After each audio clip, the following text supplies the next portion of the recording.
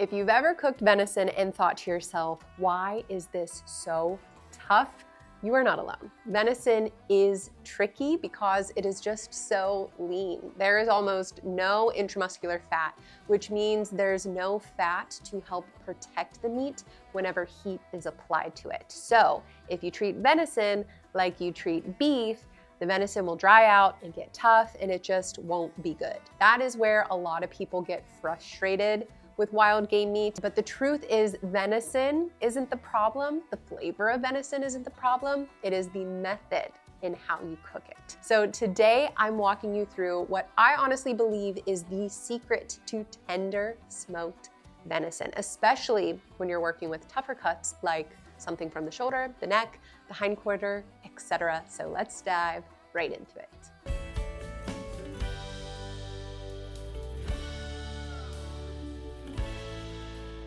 My approach is a 3-step process, and we will dive into each of these steps individually. First, the brine. Second, the smoke. And third, the braise. Starting with step number 1, the brine.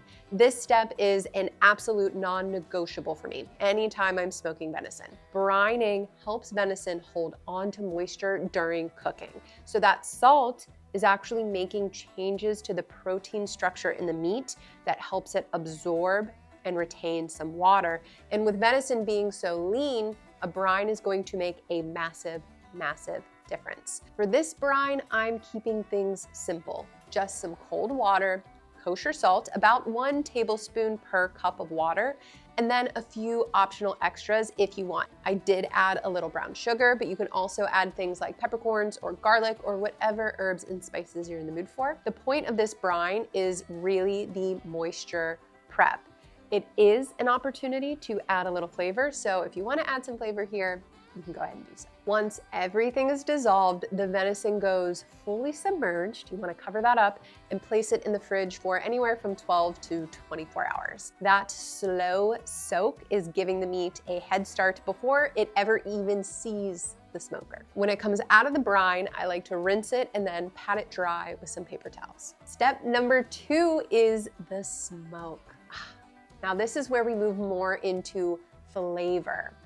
A lot of people expect tenderness to magically happen when you get to the smoke step, and that is where things can go sideways when it comes to venison. I run my Oklahoma Joe's Bronco smoker between 225 and 250 degrees. Now the venison gets a light coat of olive oil and then some type of a simple seasoning. Today I used salt, pepper, and garlic powder. The roast goes directly on the grate, uncovered, and smokes until we start to see some nice color and a light bark forming. Depending on the size of your roast, this can take anywhere from 1 to 2 hours.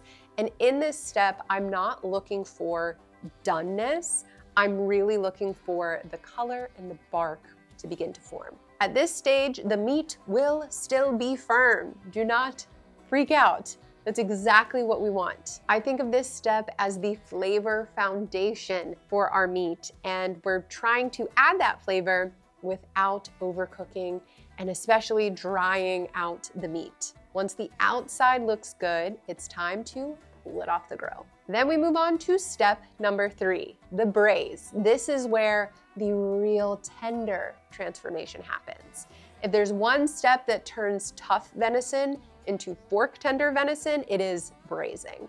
The smoked roast goes into a large cast iron pan. Then I added some beef stock and red wine until that liquid comes about halfway up the meat. Then I added some garlic and fresh herbs. Rosemary or thyme works really great here. Everything gets covered and goes back on the smoker, or you can put it in your oven, but you want it to be somewhere between 250 to 275 degrees.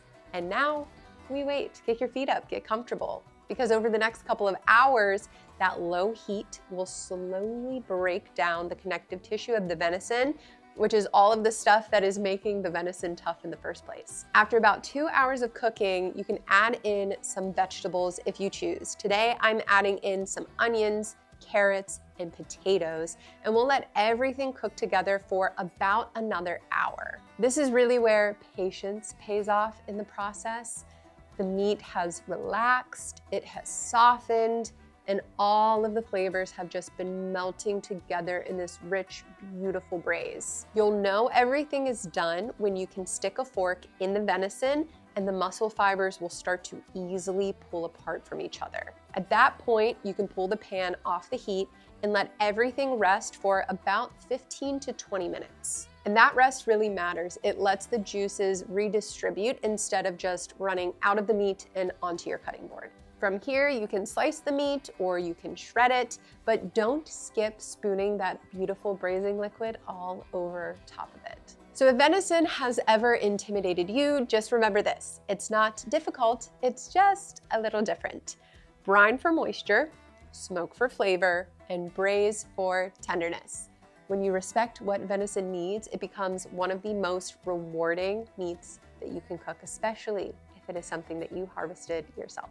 That is it for this video. Thank you guys so much for watching. For more episodes of Source to Smoke, you can check them out right here on Oklahoma Joe's YouTube channel, and I'll see you guys in the next one.